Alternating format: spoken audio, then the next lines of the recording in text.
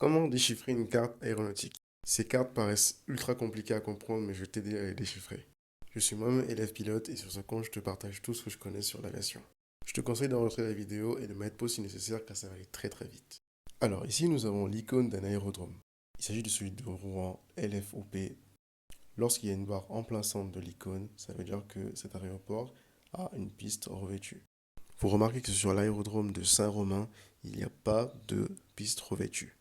Il n'y a qu'une piste en herbe sur ce cas-là.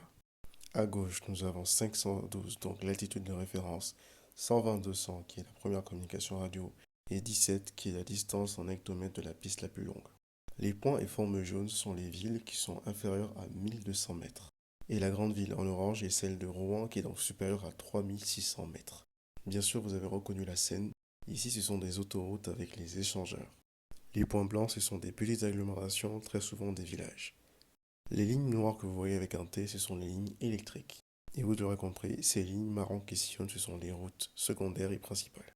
TMA Rouen 2, c'est un espace aérien de classe E qui va de 3500 pieds jusqu'à FL65. En dessous, on a la fréquence 118 575 avec l'astérisque qui veut dire qu'elle n'est pas permanente. On peut voir la bande bleue qui est quasi transparente qui marque la limite de la TMA R2. Ici, on peut observer des groupes d'éoliennes avec des altitudes au-dessus, comme par exemple 987, et la hauteur qui est de 492 mètres, en parenthèse. Et c'est à peu près tout pour aujourd'hui.